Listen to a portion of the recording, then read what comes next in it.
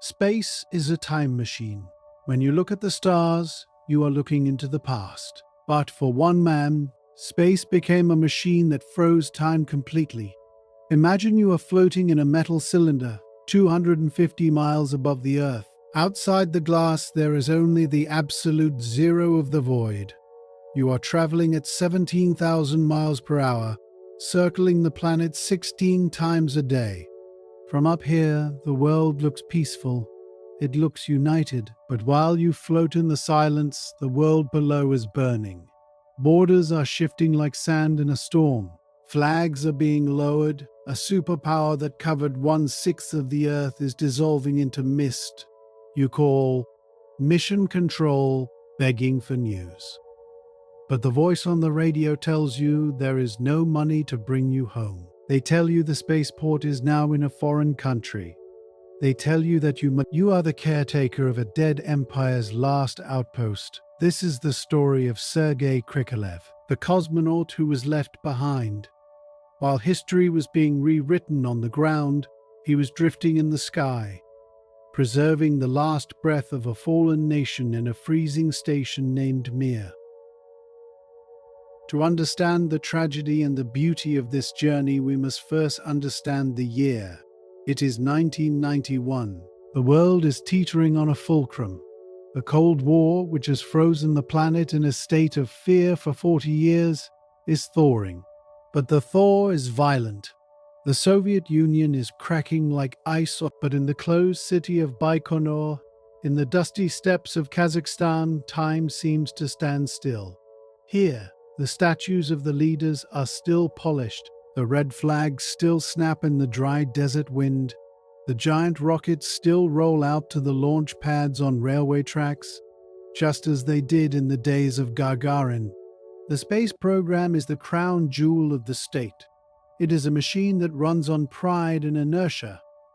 Even as the grocery shelves in Moscow go empty, the rockets in Baikonur are fueled with the finest kerosene and liquid oxygen. Sergei Krikalev is 33 years old. He is not a soldier, he is an engineer. He is a man of logic, of switches and circuits. He has a calm, open face and the steady hands of someone who fixes things. He has been to space before. He knows the drill. His mission is designated Soyuz TMB-12. It is supposed to be a routine flight, a standard rotation. He is to fly to the Space Station Mir, relieve the current crew, conduct experiments, repair the station's aging solar arrays, and return home in 5 months. 5 months, a long summer. He says goodbye to his wife, Elena. He holds his baby daughter, Olga. He tells them he will be back before the snow falls. He does not know that he is lying. May 18th, 1991. Launch day. The steppe is blooming with tulips, a brief splash of color in the beige landscape. Krikalev and his commander, Anatoly Artsebarsky, suit up. They are joined by a guest, Helen Sharman, the first British astronaut. It is a symbol of the new openness. A Soviet commander, a Soviet engineer, and a British chemist riding the same fire into the sky. They walk to the rocket. The Soyuz is a beast. It is not sleek. It is a bundle of cones and cylinders, painted white and olive green. It hisses and groans as the cryogenic fuel boils off. It looks like a living thing, breathing in the desert heat. They take the elevator up. They climb into the descent module. It is cramped. It is the size of a small car interior but packed with instrument panels. They lie on their backs, knees bent, strapped into custom-molded seats. The hatch closes. The heavy clank of the latch ceiling is the sound of the door to the world shutting. Inside, there is only the hum of the intercom and the sound of their own breathing. Zaziganie. Ignition. The rumble starts deep in the earth. It travels up the tower through the metal of the ship into their bones. The clamps release. Gravity, which has held them down their entire lives, suddenly changes its mind. It becomes a heavy hand pressing on their chests. The rocket rises. Below them, the launch pad shrinks. The desert becomes a map. The curvature of the Earth reveals itself, a blue line separating the dust from the dark. In 9 minutes, they are in orbit. The engine cuts off. The heavy hand of gravity disappears. A pencil, tethered by a string, begins to float. Sergei Krikalev looks out the porthole. The sky is black. The sun is a blinding searchlight. He is back. He feels a sense of relief. Down below, there is politics. Down below, there are shortages and arguments. Up here, there is only physics. Physics is reliable. Physics does not change its mind. They spend 2 days chasing the station. Ideally, space travel is portrayed as a smooth, silent glide. In reality, it is a series of precise mathematical jerks. The Soyuz fires its thrusters, correcting its orbit, inching closer to its target, and then they see it. Mir. The Russian word Mir has 2 meanings. It means world, and it means peace. Floating against the backdrop of the stars, the station looks like a dragonfly made of metal. It is a chaotic assembly of modules. There is the core module, the heart of the station. There is Kvant 1, the astrophysics lab. There is Kvant 2, the airlock and shower. There is Kristall, the technology factory. It is covered in solar panels that stick out at odd angles like the wings of a clumsy insect. It looks fragile. It looks assembled. It looks like a house that has been added to room by room over many years. And it is. Mir was launched in 1986. By 1991, it is already old. The paint on the thermal blankets is flaking, turned yellow by the harsh ultraviolet light of the sun. The solar panels are pitted by micrometeoroids. It is the Soviet Union in miniature. Grand, ambitious, impressive, but fraying at the edges. The docking is a delicate ballet. 2 objects, each weighing tons moving at 17,500 miles per hour, must touch each other with the gentleness of a kiss. The Soyuz approaches. The crosshairs align. Funk. The latches engage. The seal holds. The air pressure equalizes. The hatch opens. And the first thing that hits Krikalev is the smell. You cannot open a window on a space station. The air inside is recycled over and over again. It is filtered, scrubbed of carbon dioxide, and pumped back in. But filters cannot remove everything. Mir smells of ozone. It smells of hot plastic and electronics. It smells of unwashed bodies and antiseptic wipes. It smells of machine oil and old coffee. It is a thick, industrial smell. The smell of hard wood. Krikalev floats through the hatch. He is greeted by the current crew, Viktor Afanasyev and Musa Manarov. They have been up here for months. They are pale. Their faces are puffy from the fluid shift in zero gravity. They look like weary lighthouse keepers welcoming the relief boat. There are hugs. There is the traditional offering of bread and salt, though in space the bread is in small, bite-sized balls to prevent crumbs, and the salt is a tablet. For a few days, the station is crowded. 5 people in a space designed. They share meals. They swap stories. Then the previous crew and Helen Sharman pack into the old Soyuz and leave. The hatch closes again. Krikalev and Artsebarsky are alone. 2 men in a metal bottle. The long watch begins. Life on Mir is a cycle of routine. The station runs on decree time, Moscow time. They wake up at 8 a.m. They go to sleep at 11 p.m. But outside the window, the sun rises and sets 16 times a day. Every 45 minutes they plunge into darkness. Every 45 minutes the sun explodes over the horizon. To keep their sanity, they cover the windows when it is night in Moscow. Krikalev settles into his new home. He floats through the modules. Movement in zero gravity is an art form. You do not walk, you swim. You push off a wall with a single finger and glide across the room. You learn to hook your feet under handrails to stay in place. His body begins to change. Without gravity to compress his spine, he grows taller. His face swells as the blood, no longer pulled down to his legs, rushes to his head. His bones begin to lose calcium. His heart shrinks slightly because it no longer has to work hard to pump blood uphill. He is becoming a creature of space. His job is to keep the station alive. Mir is a demanding mistress. It is constantly breaking. A fan fails in the Cavant module. Krikalev has to take it apart, floating in a cloud of screws, and fix the bearings. The water regeneration system clogs. He has to flush the filters. The thermal control system glitches.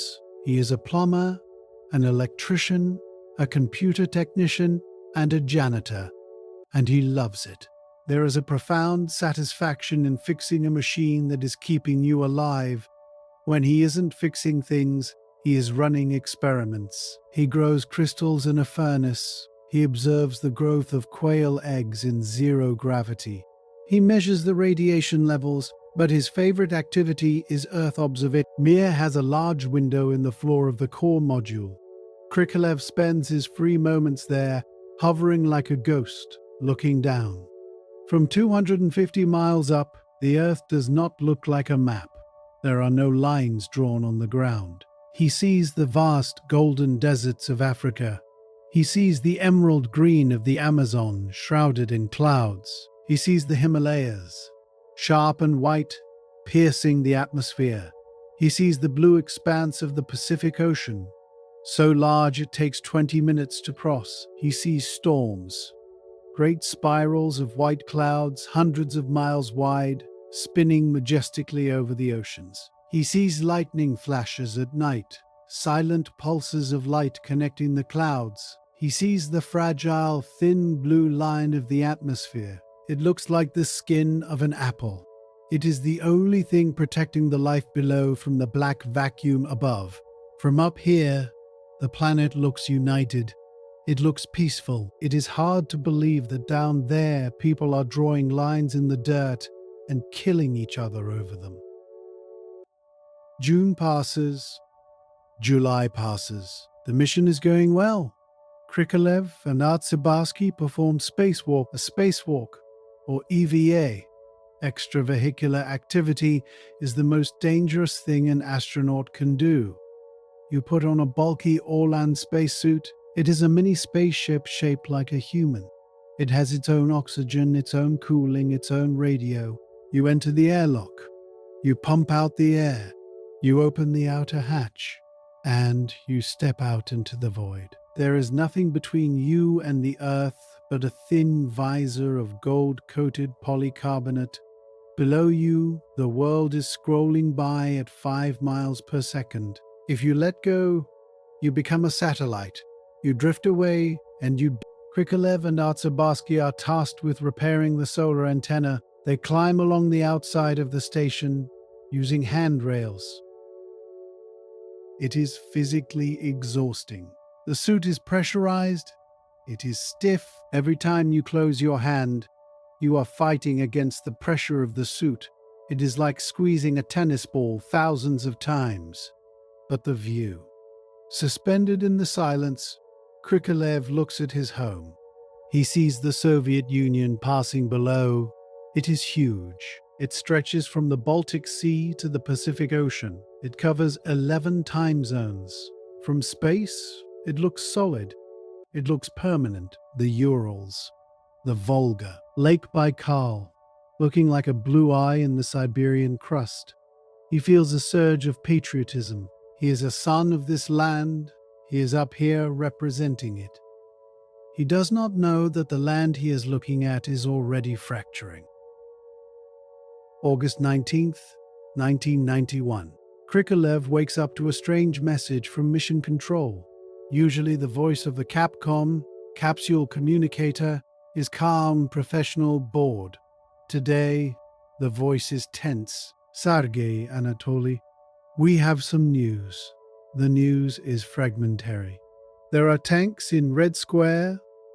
A group of hardline generals and KGB officers has placed President Gorbachev under house arrest at his dacha in Crimea. They have declared a state of emergency. They have taken over the television stations. Instead of the news, the TV is playing Swan Lake on a loop. It is a coup d'etat. Krikalev and Artsebarsky float by the radio, listening to the static-filled voice from Moscow. What is happening? They ask. Who is in charge? We don't know, Mission Control says. The situation is fluid. Just continue the mission. Stay focused. Stay focused. It is an absurd command. Their country is burning and they are locked in a tin can in the sky. They try to tune their radio to other frequencies. They catch snippets of Western news broadcasts when they fly over Europe and they hear Voice of America. They hear that the people of Moscow are building barricades. They hear that Boris Yeltsin is standing on a tank, defying the coup plotters. They realize that this is not just a political shuffle. This is the end of the order they have known their entire lives. For 3 days, the coup rages. Up on Mir, the work stops. Krikalev spends hours looking out the window. He tries to see Moscow. He tries to see the tanks. But from space, you cannot see tanks. You cannot see barricades. You can only see the weather. Moscow is covered in clouds. It is a metaphor that is too heavy to ignore. The city is hidden. The future is hidden. He thinks of his wife, Elena. She works at Energia, the space corporation. She is in the middle of it. Is she safe? Is there food in the shops? He feels a terrible, crushing impotence. He is the strongest man in the world, a cosmonaut, a hero, and he can do absolutely nothing. He is a spectator in the most expensive box seat in history. Then the coup collapses. The plotters are arrested. Gorbachev returns to Moscow, but he returns to a different country. The power has shifted. The republics, Ukraine, Belarus, Kazakhstan, are declaring independence. The Soviet Union is dying. And this creates a very specific, very practical problem for Sergei Krikalev. The space program is expensive. It costs millions of rubles a day to run mission control, to track the station, to build the rockets, but the money is gone. And the launch site Baikonur is no longer in Russia. It is in Kazakhstan. Kazakhstan is now an independent country, and they want rent. They want money for the use of the cosmodrome, or they want a seat on the rocket. To appease Kazakhstan, Moscow promises to send a Kazakh cosmonaut to Mir, but there are only 2 seats on the Soyuz rocket that is supposed to bring the relief crew. 1 seat is for the commander. 1 seat is for the Kazakh guest. Where is the seat for the flight engineer? Where is the seat for the replacement for Krikalev? It doesn't exist. Mission Control calls Mir. The tone is apologetic, but firm. Sergei, they say, we have a problem. We cannot send an engineer to replace you. The next Soyuz will carry a Kazakh pilot instead. Krikalev listens. He knows what this means. So, he asks. So, the voice from Earth says, we need you to stay. For how long? There is a pause, a long static-filled silence that stretches between the ground and the sky. We don't know, Mission Control admits, until the next launch. Maybe 6 months, maybe more. Anatoly Artsebarsky, the commander, is going home. The Kazakh cosmonaut will come up for a week and then return with Artsebarsky, but Krikalev has to stay. He has no choice. If he leaves, there is no one to maintain the station. Mir will die. It will freeze, drift, and burn up in the atmosphere. He is the key. He is the only one who knows how to fix the fans, how to patch the solar panels, how to keep the heart of the station beating. He has to choose between his family and his duty, between his desire to go home and the survival of the station. He looks out the window at the blue curve of the Earth. It looks so close. He could be there in 3 hours if he got in the lifeboat. But he cannot take the lifeboat. I understand, Krikalev says. His voice is calm. I will stay. He agrees to an indefinite extension of his prison sentence. He agrees to become the caretaker of a fragment of a country that is disappearing. And so, the door closes on his hopes of return. The summer ends. The autumn begins. Down below, the map is being redrawn. Up above, Krikalev is floating into the unknown. He is no longer just a cosmonaut. He is a castaway. And the winter is coming. The hatch clicks shut. The mechanical thud vibrates through the hull of the station, a sound that is felt in the teeth more than heard by the ears. Then comes the hiss of the pressure equalization valves closing, followed by the metallic clank of the locking mechanisms. It is the sound of absolute finality. Sergei Krikalev floats by the viewport of the Kvant 2 module. He watches the Soyuz spacecraft, the lifeboat that carries his friends, his commander, and his ticket home, slowly drift away from the docking port. Small jets of gas fire from the Soyuz, silent puffs of white in the vacuum, pushing it gently away from the station. It looks like a small, green insect retreating into the vastness of the cosmos. Inside that ship, there is laughter. There is the anticipation of gravity. There is the promise of fresh air, of rain, of holding a wife's hand. Inside Mir, there is only the hum. The station feels suddenly enormous and terribly empty. For a week, it was crowded with 5 people. The air was thick with voices and movement. Now the silence rushes back in to fill the void. Krikalev turns away from the window. He looks at his new companion, Alexander Volkov. Volkov is the new commander. He has just arrived. He is fresh. He smells of earth, of laundry detergent and wind. Krikalev, by contrast, has been up here for 5 months. He is pale. His movements are fluid and ghost-like. His body completely adapted to the lack of weight.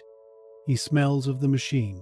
They look at each other, 2 men in a metal labyrinth, millions of miles of orbit ahead of them. Well, Volkov says, his voice flat in the dead air, let's get to work. Thus begins the winter of the empty chair. The mission has changed. It is no longer a sprint. It is a marathon with no finish line. The schedule on the wall, printed months ago in Moscow, is now obsolete. The dates for their return have been crossed out with a marker, replaced by question marks. Time on the station ceases to be linear. It becomes a loop. They live by the cyclogram, the daily schedule uplinked from mission control. But the cyclogram is just a suggestion. The reality is the station itself. Mir is dying. It is not a dramatic death.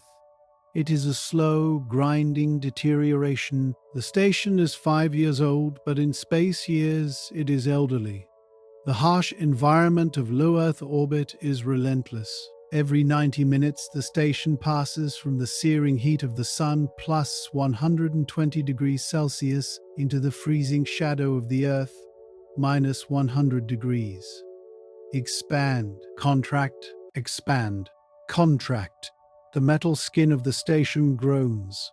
If you float silently in the core module during the orbital night, you can hear it ping, ping, creak, snap. It sounds like a submarine diving too deep. It sounds like an old house settling in the winter wind. Krikalev knows every sound. He knows that a high-pitched whine means a gyroscope is spinning down. He knows that a rhythmic thumping means a fan blade is unbalanced in the Kvant module. He becomes part of the machine's immune system. His days are consumed by repair. He hunts for leaks. He patches thermal blankets. He replaces fuses. The station is cluttered. Over the years, previous crews have left things behind. There are bags of spare parts, old cameras, broken tools, books, cassette tapes.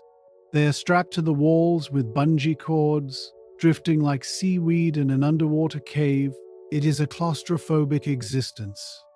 The total habitable volume is roughly the size of a few city buses parked end to end, but there is no up or down. You can sleep on the ceiling. You can work on the wall. The disorientation is constant until your brain rewires itself to accept that down is simply wherever your feet are pointing. But the hardest part is not the work. It is the information vacuum. Down below, the Soviet Union is entering its final convulsive winter. It is November 1991. The days in the Northern Hemisphere are getting shorter.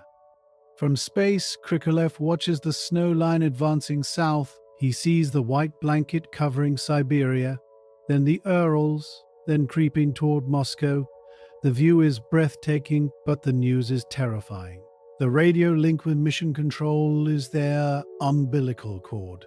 But the voice of the Capcom has changed. In the old days, the communications were strict, formal, triumphant. Now, they are apologetic. Sergei Alexander, the voice crackles. We are trying to send the supply ship, the Progress freighter. When Krikalev asks, we are low on fresh food. Soon, the voice says, there are delays. The factory in Ukraine demands payment in hard currency now. They won't take rubles. We are negotiating. Krikalev floats in the darkness of the communication post. He is hearing the disintegration of an economic system in real time. The rockets are built in Russia. The guidance systems are built in Ukraine. The launch site is in Kazakhstan. For decades, this was all one machine. Now the machine has been chopped into pieces, and the pieces are arguing over the price of bolts, and he is the one waiting for the bolts. To keep their sanity and to get real news, Krikalev turns to a secret weapon. In the corner of the station, there is a small amateur radio set, a ham radio. Its call sign is U2MIR. In his spare time, when the official channels are silent or filled with bureaucratic excuses, Krikalev puts on the headset and tunes the dial. He bypasses the government. He bypasses the censors. He talks directly to the world. He speaks to truck drivers in Australia. He speaks to school teachers in Florida. He speaks to radio enthusiasts in Japan. This is Mir, he says in English. Is anybody there? And the world answers. From his perch in the stars, he hears the truth. A man from New York tells him, I saw on CNN that the ruble has collapsed. It's worthless. A woman from London tells him, they are taking down the statues of Lenin in the squares. A voice from Kyiv tells him, we voted for independence today. We are a separate country. It is a surreal, disjointed way to learn about the end of your world. He is piecing together the death of his homeland from snippets of static-filled conversation with strangers. He asks them, is it really that bad? And they say, yes, Sergei, it is that bad. He floats back to the window. He looks down at the landmass that stretches from the Baltic to the Pacific. It looks exactly the same as it did when he launched. The mountains haven't moved. The rivers haven't changed course. The cities are still glowing clusters of amber light in the night, but the meaning of the map has vanished. He feels a profound sense of dislocation.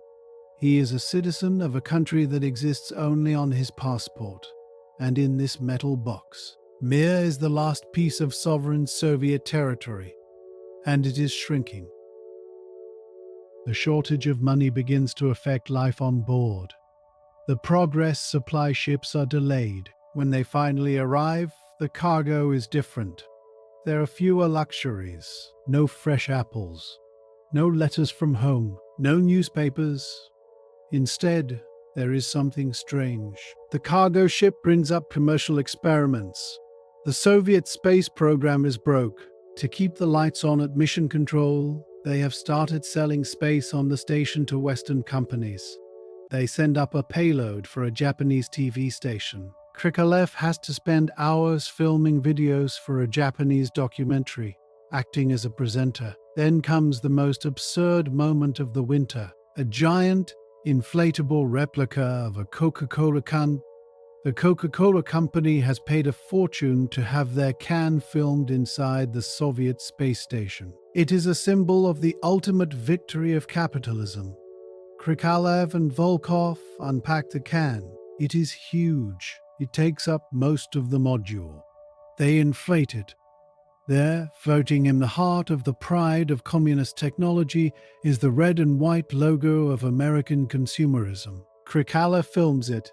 He does his job. He is an engineer. He follows orders.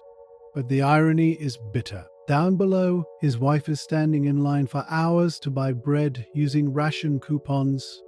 Up here, he is filming a commercial for a sugary drink she cannot afford.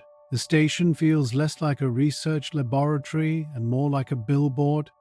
"We are selling everything," Volkov mutters, drifting past the giant floating can. "Soon they will sell our suits." He is not far from the truth. Rumors reach them that the government is considering selling Mir itself, selling it to the Americans, or just abandoning it. What happens if they abandon it while we are here? Krikalev wonders. He knows the answer. They have a Soyuz, they can leave, but that would be the end. The station would fall, so they stay, they become the guardians of the tomb. December arrives. The atmosphere on the station changes. The air feels heavier. On Earth, the political situation is reaching its climax. The leaders of Russia, Ukraine, and Belarus meet in a hunting lodge in the Belavej forest. They sign a document, the Beloved Accords. With the stroke of a pen, they dissolve the Soviet Union. They create something new, the Commonwealth of Independent States. Gorbachev, the president of the USSR, finds out he is the president of nothing. Krikalev hears about this on the radio. He tries to process it. What does this mean for us? He asks Mission Control. "We don't know," comes the reply. "We are now under the jurisdiction of the Russian Federation." But the money is still unclear. He realizes he is now a Russian cosmonaut, not a Soviet one, but his uniform still has the hammer and sickle patch. The station is still painted with the letters CCCP, USSR. He is a living anachronism. A flying museum exhibit. December 25th, 1991, Christmas Day in the West. Christmas Day in the West. A dark Wednesday in Moscow. This is the day the heart stops beating. Krikalev is floating by the window. The station is passing over Moscow. It is night. The city is a spiderweb of light against the snow. He cannot see the Kremlin.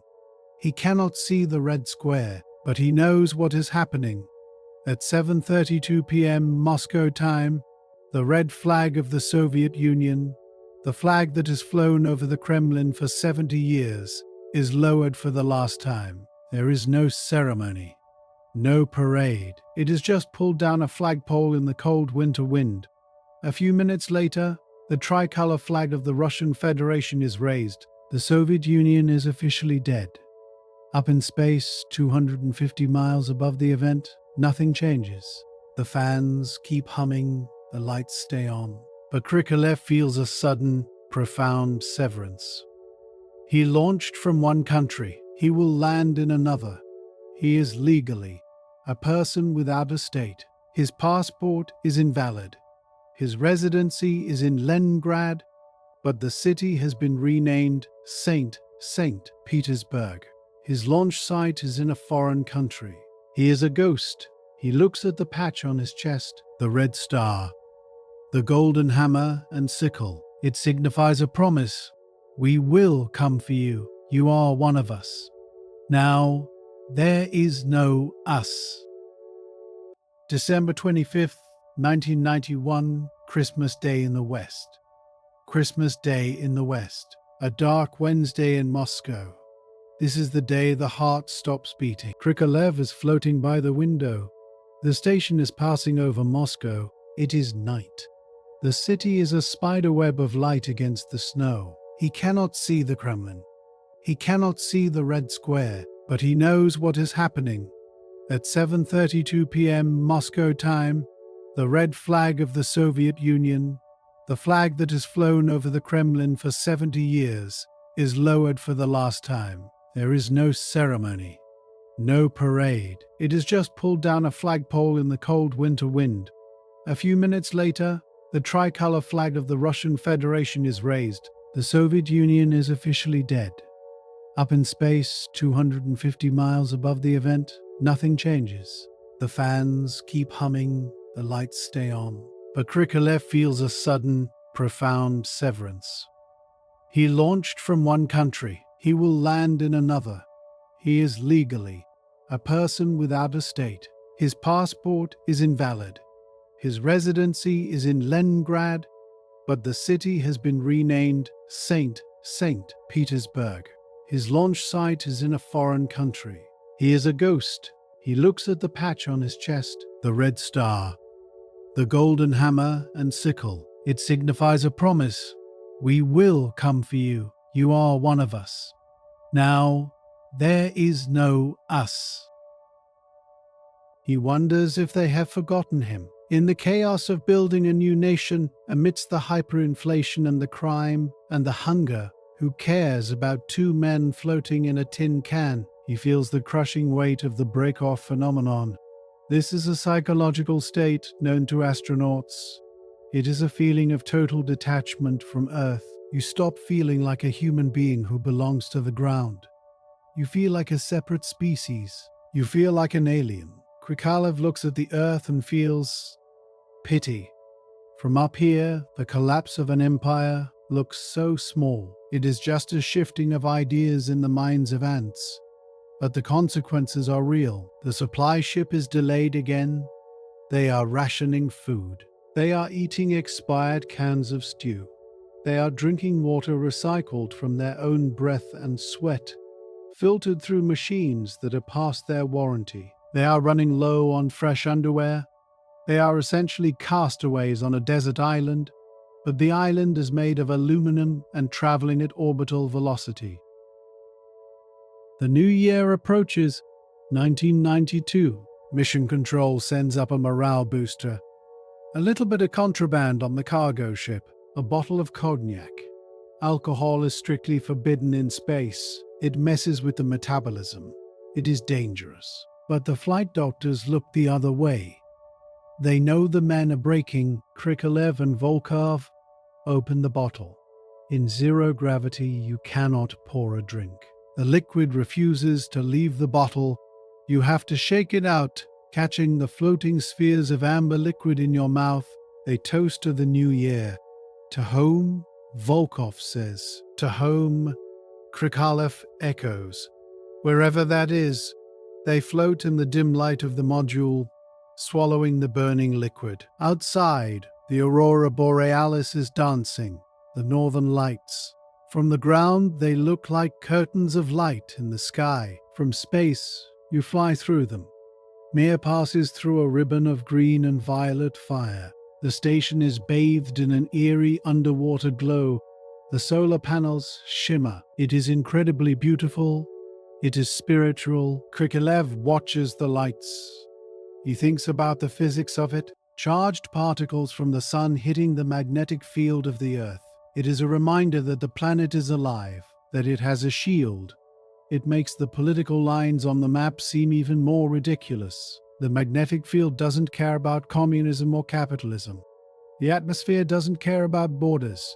He wishes he could bring the politicians up here, just for one orbit. Maybe if they saw this, the green fire connecting the poles, the silence, the fragility, they would stop fighting over scraps of paper. But he knows it is a naive wish. He is the watcher. He is the monk on the mountain. He has acquired the wisdom of distance, but he has lost the power to act. January 1992 drags on. The winter is deep. The station is getting colder. To save power, they turn off the heating in the peripheral modules. They seal off the airlocks. They retreat into the core module. They wear thick wool sweaters and hats knitted by their grandmothers. They look like hobos living in an abandoned factory. Frost begins to form on the walls of the cant module. Condensation. The humidity control is failing. Floating globules of water gather in the corners. Growing mold. Krikalev spends his days wiping down the walls with antifungal wipes. It is a battle against entropy. The station wants to die. It wants to break down. He has to keep it alive with his will. He talks to the ham radio operators more often. They are his lifeline. "Sergei, are you okay?" A voice from Australia asks. "We read that they might leave you there." "I am fine," Krikalev lies. "We are working." Science continues. He doesn't tell them about the cold. He doesn't tell them about the vertigo he feels when he closes his eyes. He maintains the facade. He is the professional. He is the Soviet cosmonaut. Stoic, invincible. Even if the Soviet Union is gone, he will not let the image die. He shaves every day, even though it is a hassle to catch the whiskers with a vacuum. He keeps his uniform clean. He maintains discipline in a lawless sky. But in the quiet moments before sleep takes him, he floats in his sleeping bag, strapped to the wall, and he wonders, will they really bring me back? The price of a Soyuz launch is enormous. Russia is bankrupt. Germany has offered to pay $24 million to send a German astronaut to Mir. That money will buy the rocket. That money will buy the fuel. But the German mission is scheduled for March. That means another 3 months. He has already been up here for 8 months. His body is weak.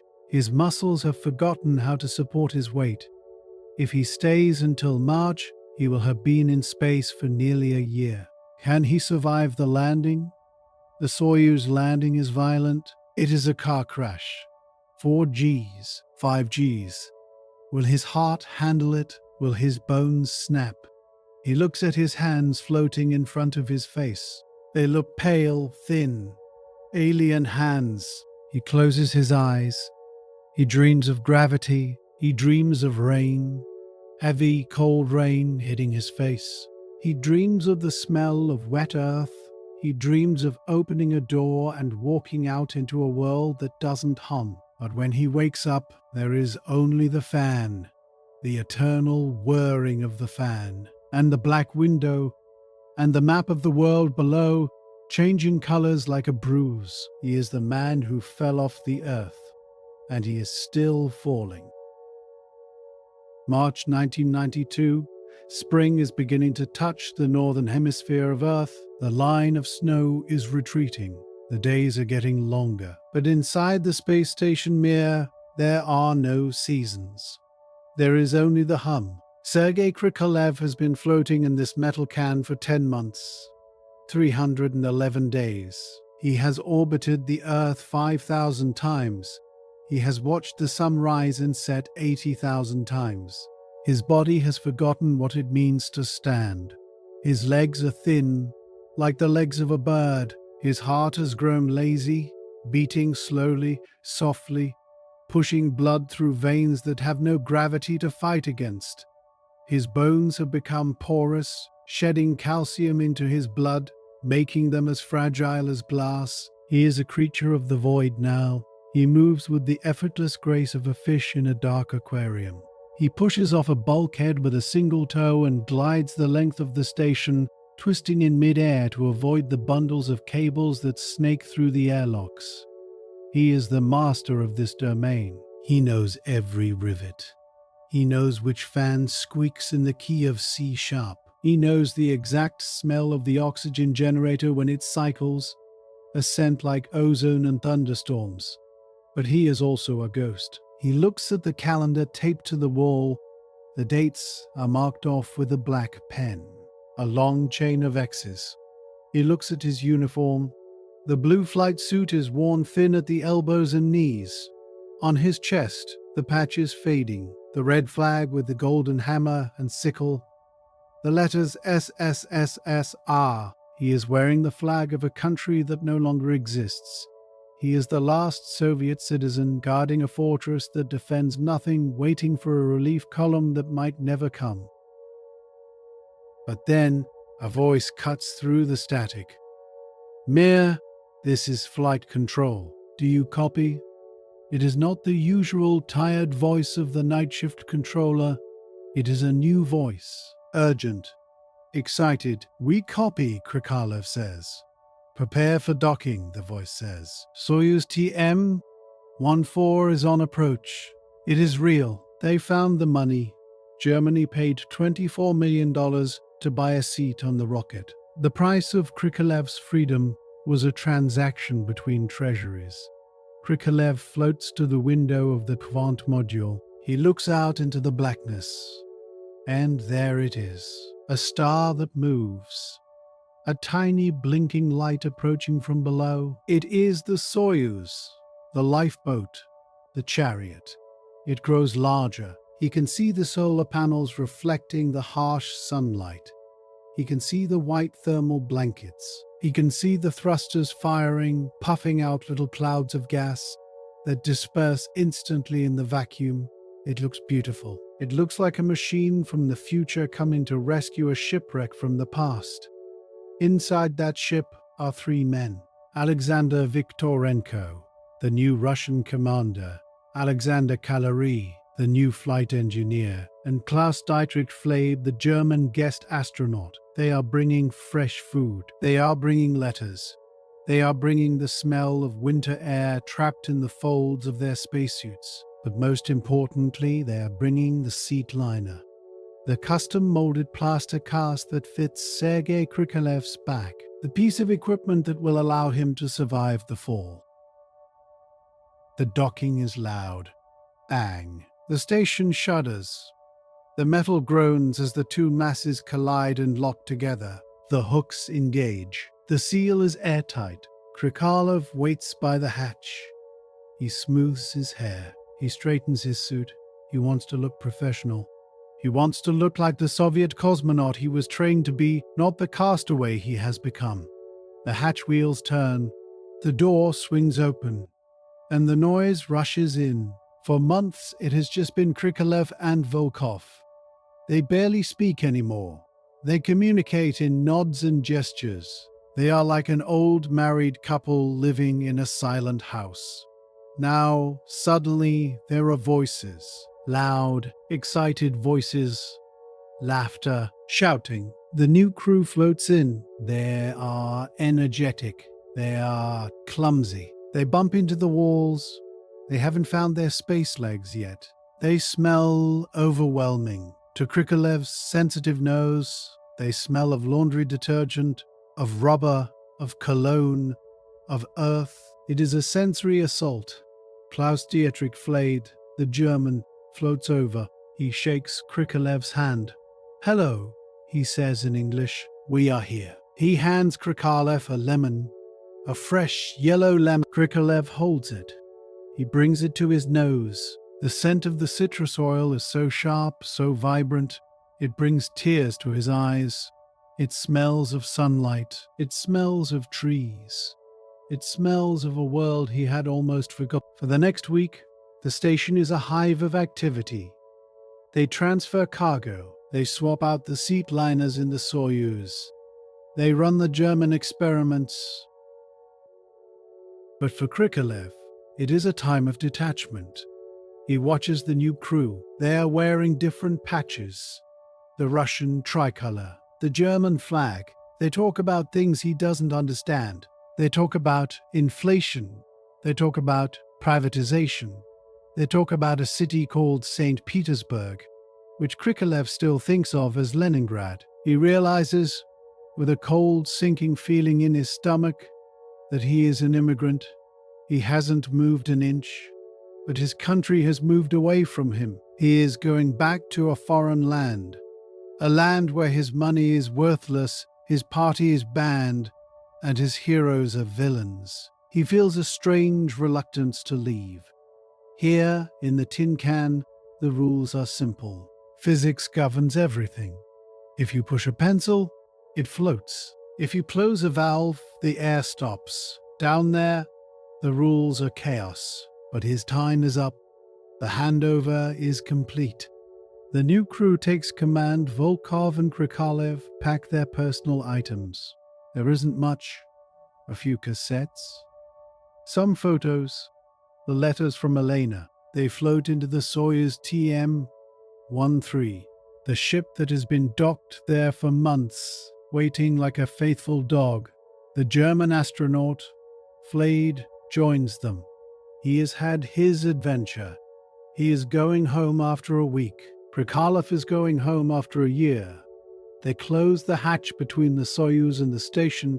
Krikalev looks back one last time. He sees the cluttered, dark tunnel of the station, the flickering lights, the sleeping bags strapped to the walls. It has been his womb. It has been his prison. It has been his entire universe. "Goodbye, old girl," he whispers. He pulls the hatch shut. He spins the locking wheel. The seal is tight. They are separated. The undocking sequence begins. Springs push the Soyuz away from the station. Krikalev looks out the periscope. Mir recedes into the distance. It hangs there against the black sky, gold and silver, battered and proud. It looks lonely. For the first time in 10 months, Krikalev is on the outside looking in. He feels a pang of guilt. He is abandoning the ship. He is leaving it to strangers. But then, the pilot fires the thrusters. The ship turns. The station disappears from view. They are alone in the tiny capsule. It is cramped. Krikalev's knees are pressed against his chest. The air is stale. They prepare for the deorbit burn. This is the moment of truth.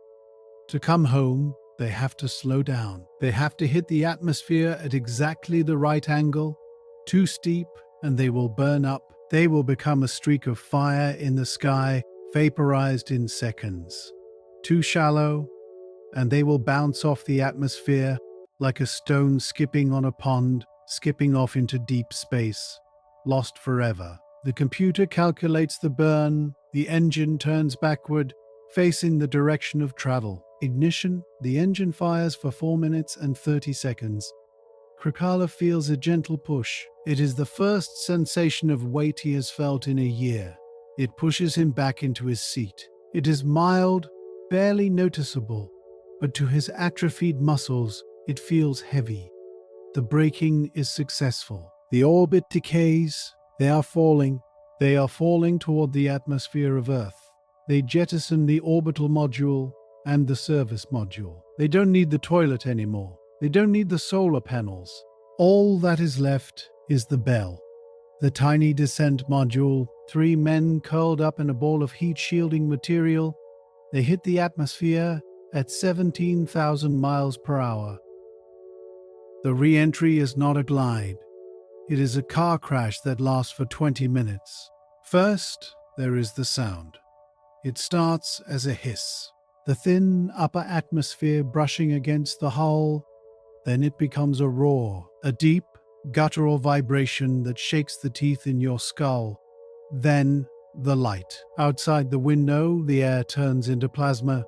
Friction heats the gas to thousands of degrees. It glows bright pink, then violet, then blinding white.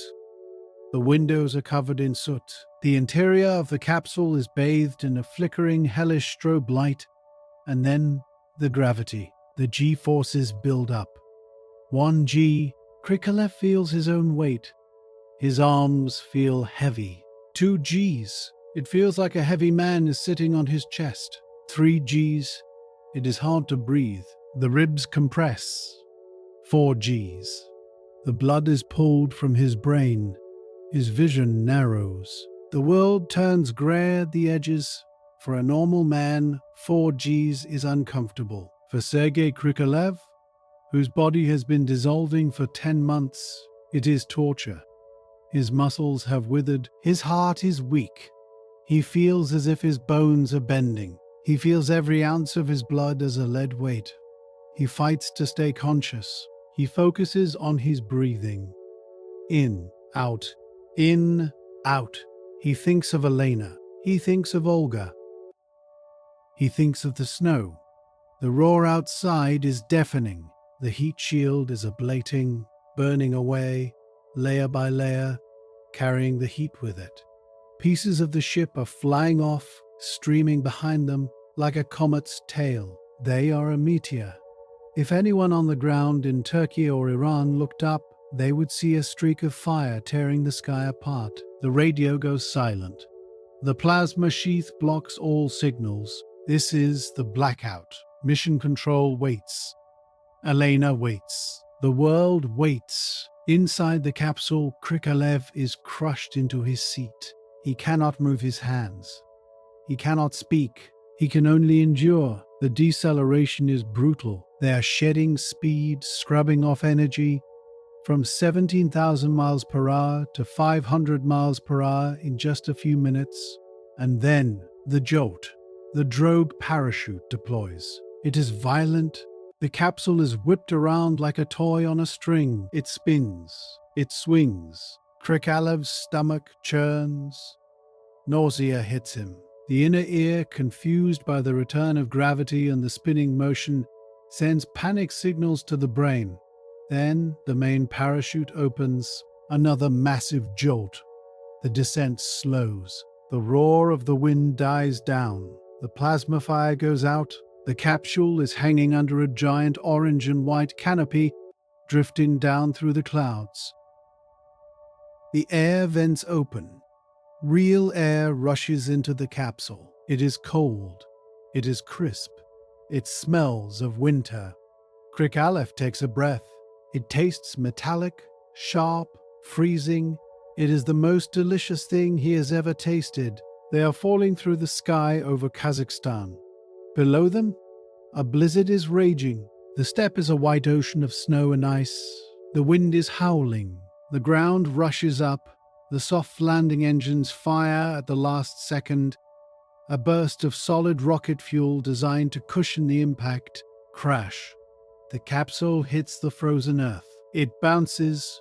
It rolls. It drags through the snow, pulled by the wind-filled parachute. It finally comes to a stop on its side. Silence returns. But it is not the silence of space. It is the silence of the winter steppe, the sound of wind whistling over dry grass and snow. They are down. They are alive. Krikalev tries to move. He unbuckles his straps. He tries to lift his arm. It feels like it is made of stone. He tries to lift his head. It feels like a bowling ball. Gravity is crushing him. He feels dizzy. The blood rushes to his feet. His heart pounds, trying to pump it back up. He looks at the others. Volkov is groaning. Flade is pale. They wait.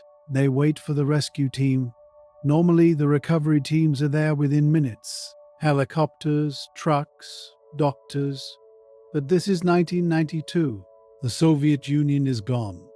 The military is in chaos. The budget is cut. The weather is terrible. The blizzard has grounded the helicopters. They wait. It is cold inside the capsule. The heat of re-entry fades quickly. The frost begins to form on the metal walls. Krikalev shivers.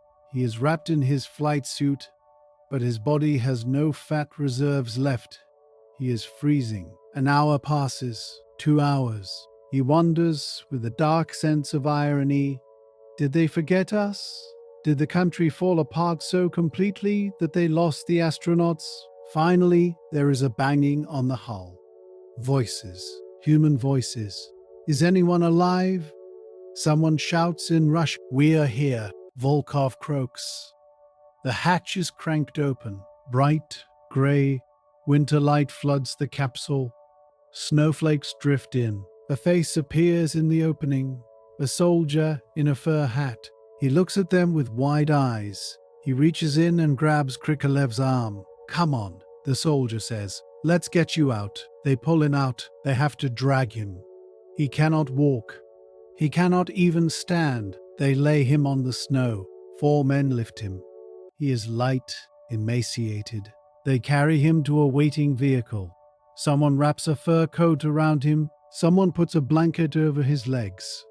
Krikalev sits in the snow, propped up against the wheel of a truck. He looks around. The sky is grey. The ground is white. The wind is biting his face. It is bleak. It is desolate. But it is Earth. A cameraman from a Western news agency is there. He pushes a camera into Krikalev's face. The image is broadcast to the world. It shows a man who looks like he has returned from the dead. His face is pale as chalk, ghostly white against the dark fur coat. His cheeks are hollow. His eyes are dark pools of exhaustion. On his arm, the red Soviet flag is still stitched to the fabric. USSR, the letters are bright red. The cameraman asks him a question. How does it feel to be back? Krikalev blinks. He looks at the camera. He looks at the horizon where the grey sky meets the white earth. He tries to speak, but his throat is dry. He feels the immense, crushing weight of the planet. He feels the gravity pulling his blood, his bones, his soul down into the dirt. He realizes that he has fallen from heaven into a ruin. He left a superpower. He has returned to a struggling, broken country that doesn't know what to do with him. He is a relic, an artifact, a piece of history that refused to disappear. It is heavy, he whispers. Gravity, desert, is heavy. Someone hands him a cup of hot broth. He holds it with two hands, his fingers trembling. The steam rises into the cold air. He takes a sip. It tastes of salt and life. He closes his eyes. The snow falls on his eyelashes and melts. He is home, but he is not the same man who left, and this is not the same world. Gravity is a jealous master. It demands payment for the time spent away. For the first few weeks after his return to Earth, Sergei Krikalev is an invalid. He is a hero. Yes, the newspapers call him the last citizen of the USSR. They print photos of his pale, exhausted face peering out from the fur coat in the snow. But inside the apartment in Star City, he is just a man trying to relearn how to be a terrestrial animal. His balance is gone. If he turns his head too quickly, the room spins. His inner ear, tuned to the silence of the void, screams in protest at the constant pull of the earth. He drops things. In space, if you let go of a cup, it stays there. On Earth, it shatters on the floor. He has to consciously remind his hands to grip, to hold, to fight the downward pull. His bones ache. His muscles are sore, rebuilding the fibers consumed by the months of weightlessness. But the physical pain is nothing compared to the cognitive dissonance. He walks the streets of Moscow in the spring of 1992. The snow is melting into grey slush. The city looks the same, but the soul of it has mutated. There are new flags flying from the government buildings, the white, blue, and red of Russia. The statues of the old leaders are gone, leaving empty pedestals that look like scars in the architecture. The money in his pocket is colorful, but it is losing value by the hour. Hyperinflation is eating the savings of the nation. The salary he earned while floating in the sky, the salary he stayed for, is now barely enough to buy a few weeks of groceries. He feels like a time traveler who has stepped out of his machine into the wrong century. He looks at the people rushing to the new metro stations. They are worried. They are hustling. They are surviving. He realizes that while he was floating in the calm, unified silence of orbit, the people down here were fighting for their lives. He feels a strange distance. The break-off phenomenon hasn't fully faded. He looks at the borders drawn on the new maps. Russia, Ukraine, Kazakhstan, Georgia. They seem so arbitrary. From the window of Mir, he saw the Volga River flowing into the Caspian Sea. The water didn't stop at a border checkpoint. The clouds didn't show passports. He knows a secret that the politicians don't know.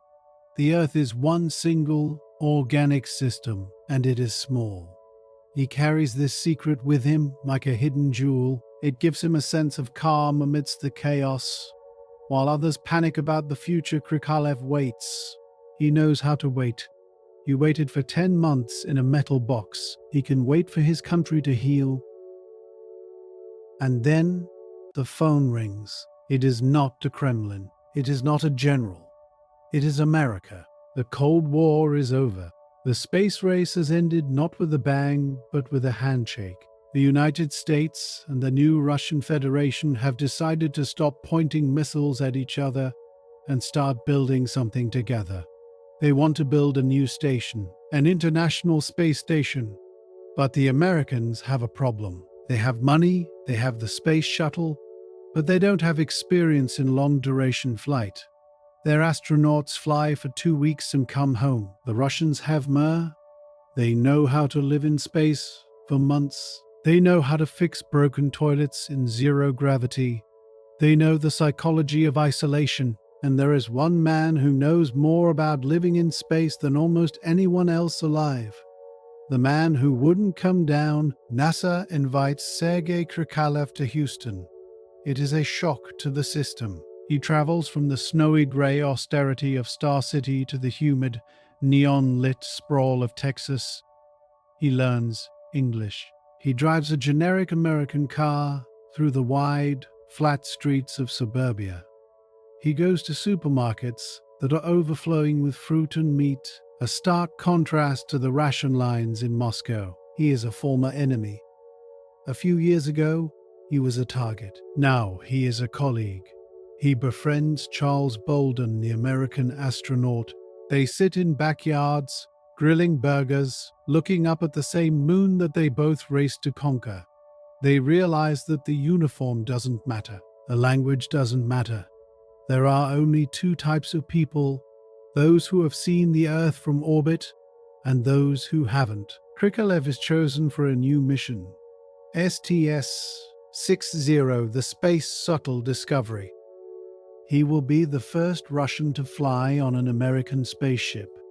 It is the ultimate irony. The man who was stranded by the collapse of the Soviet Union becomes the bridge to the future. February 1994, Cape Canaveral, Florida. Krikalev stands on the launch pad. This rocket is different. The Soyuz was a rugged beast, a machine of war converted for peace. The space shuttle is a bird. It is a massive white glider strapped to an enormous orange fuel tank. He climbs in. The cockpit is spacious compared to the Soyuz. There are more switches, more screens. He is wearing the orange pumpkin suit of NASA. But on his shoulder, there is the Russian flag. 3, 2, 1, liftoff. The sensation is different. The Soyuz vibrated with a deep, guttural roar. The shuttle shakes with a sharp, high-frequency rattle. The solid rocket boosters crackle like thunder. They clear the tower. They roll. 8 minutes later, the main engines cut off. Silence. The familiar hand of weightlessness lifts him from his seat. The pencil floats. Krikalev unstraps. He floats to the window. He knows this view. He has missed this view.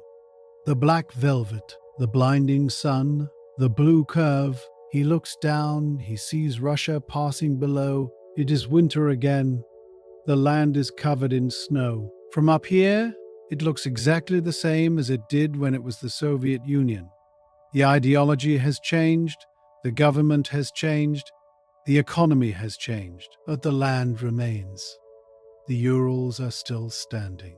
Late Baikal is still deep and cold. He realizes that countries are just temporary ideas overlaid on a permanent landscape. He feels a profound sense of peace. He is not a castaway anymore. He is an ambassador. He is the proof that you can survive the end of the world and come out the other side. Years pass. Krikalev becomes a legend. He is the cosmonaut's cosmonaut.